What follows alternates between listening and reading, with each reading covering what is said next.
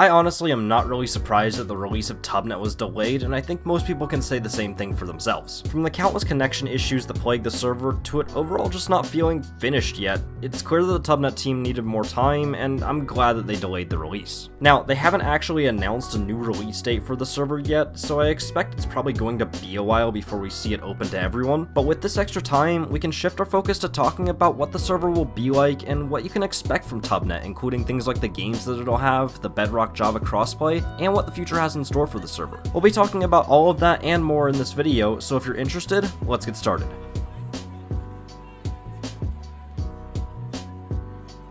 Right, so before we start, I do want to apologize for the footage in this video not being the greatest or repeating at some points. If I'm being honest, I just haven't played the server enough to get enough good footage. Believe me, I've tried. I've spent about 4 or 5 hours in queues trying to join the server, but again, connection issues, server issues, all of those contributed to me not really getting that much good footage. Either way, let's quickly go over why TubNet didn't release on August 26th like their first developer update video said it would. So, in the week leading up to the release of TubNet, there were multiple beta tests in which people that had joined the TubNet Discord server were also able to join the TubNet Minecraft server. Some of these tests were more successful than others, and the first one in particular, we just weren't able to join the server at all. Apparently the company hosting the TubNet servers set them up incorrectly and they just weren't able to handle the amount of players trying to join. A few days later on the second test, we were actually able to get on the server and look around a bit and play a couple of games, but then the server went down again and that's all we were able to do that day. There was no official reasoning as to why the servers went down that day, but I assume it was due to probably the same connection issues. And then there were also a couple of scattered tests over the next few days as well that weren't really announced either, and those worked a little bit better but still had their fair share of issues as well. All of this led up to August 25th, the day before the server was meant to release, when TubNet dropped another developer update, which said this. Sadly, I have to announce that we will not be releasing this Friday.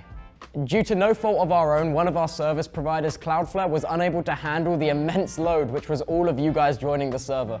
Which is insane. We're now a few days out from that, and we still have no word on when TubNet's actually going to release, and if I'm being honest, my expectation for it is probably going to be a few weeks in the future. I just can't see them dropping it anytime soon if we haven't heard any teasers or updates about the release. But let's talk about some of the other things that we can expect from TubNet, namely the games. In case you haven't been keeping up with TubNet much, they're going to release with 3 games, which are called Crystal Rush, Light Strike, and Spacebound. Let's do a quick rundown of each of them. Crystal Rush is essentially Bedwars. That's just what it is. You have something called a node on your island, which is basically your resource generator, and then you also have a nexus, which is essentially your bed, and if it's there you can respawn, and if it's gone you can't. The nexus doesn't break instantly though when you mine it, and you have to do damage to it before it actually breaks. It changes up the game a little bit because you can't just instantly break someone's bed and then kill them. There's also more nodes in the middle which basically just give you better resources, and you can use those better resources to buy different items like the winged orb, which just gives you an elytra. As you can see, that didn't really work out all that well for me. Now if I'm being honest, I don't see this game doing all that well on TubNet. I don't think that this game specifically is going to bring in that many new players, just because it's 1.19 Bedwars with a twist. It's interesting, and obviously a lot of work went into it, but I don't see this being one of TubNet's top games. I think the opposite can be said for the next game though, which is called Light Strike. To sum it up, it's CSGO or Valorant, but in Minecraft. Now I know what you're thinking, is this not just going to be a reskin version of CSGO's Cops and Crims or Mineplex's Mindstrike? But to be honest, no, it's completely different and in my opinion, way better than either of those. See, Cops and Crims and Mindstrike both tried to make guns in Minecraft. In TubNet's Light Strike though, the only things that shoot projectiles are bows, and the rest of the combat is done with swords. It basically adds a whole new dimension to the CSGO or Valorant style game, where most of the combat is up close and personal. The rest of the game mode is pretty similar to your CSGO or Valorant style games, where there's a shop, 2 bomb sites, and you've got one team that's trying to plant and one team that's trying to defuse. All in all, I see this being TubNet's flagship game just because it's pretty unique in the grand scheme of Minecraft. I think this is what I'm mainly going to be playing whenever I play TubNet. Now, the final game that was supposed to release with TubNet is called Spacebound, and honestly,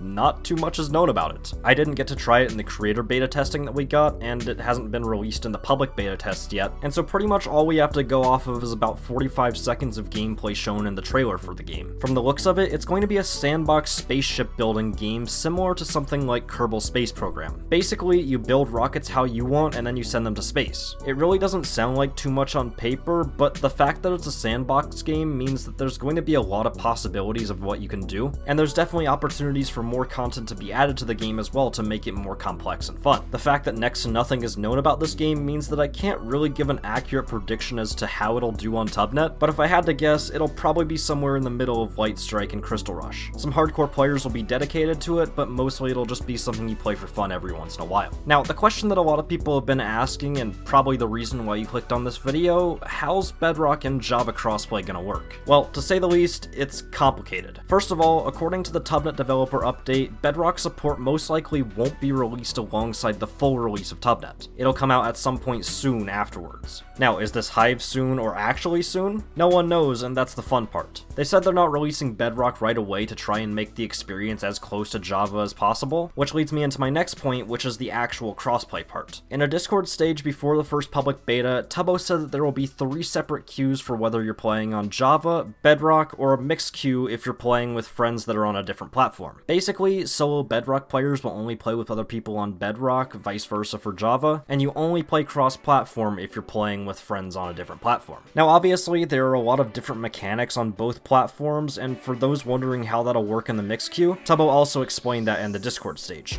And in the mixed queue, we are running under the assumption that people who are playing on Bedrock will be someone with Java, so we have taken away the bridging advantage and the fast bridging, so they're going to have to shift and bridge like people on Java. Okay. I know it's slightly unbalanced and slightly in favor of the Java community. Really, when you're on Bedrock and you're playing in the mixed matchmaking queue, you will have to adhere to the Java PvP standards, because at the end of the day, the server is hosted in Java Minecraft. Now, to keep it real with you, I'm not really expecting too much out of the crossplay. Pretty much every Java and Bedrock crossplay that I've ever tried or seen has been pretty scuffed, and I don't really expect TubNet to be all that different. I'm especially curious of their methods of removing Bedrock bridging and changing up how Bedrock PvP works, because those are game mechanics and I don't know how you're just gonna take those out of the game. To be honest, I'm pretty skeptical about these Bedrock PvP changes, and I'm expecting them to make the mixed queue experience pretty bad for Bedrock players. Obviously, I hope to be proven wrong, but I think your best bet if you're playing TubNet on Bedrock will probably be to stay just playing with other Bedrock players. That's where you're gonna get the best experience. Now, let's shift our focus a little bit to talk about the future of the server. Now, I mentioned this in my most recent video. TubNet is releasing around the same time as a server that's basically a direct competitor, which is MCC Island. Both are revolutionizing what you can do in the Java server space, making it almost feel like you're playing Bedrock while on Java Edition, and both have pretty high expectations. For me at least, this has brought up the question, are these servers, which are direct competitors, going to make each other better as a result, or is one going to cannibalize the other? Let's face it, a lot of the Java PvP community doesn't exactly like the combat of 1.9+, and so there's already a small player base as a result, and so I just worry that there's not going to be enough players to support both of the servers. Obviously, again, I hope I'm proven wrong because both of these servers deserve to do so well, but only time will tell what will happen to both of them. Something else to keep in mind is that both servers are technically still in beta and haven't fully released yet, and so we don't know what the actual final release of TubNet or MCC Island will be like. But on the topic of MCC Island, I made a video about that just a few days ago, so if you'd like to hear what I have to say, go click the video that just showed up on screen. That's gonna be it for me today though. Thank you all for watching, and I will see you in the next video.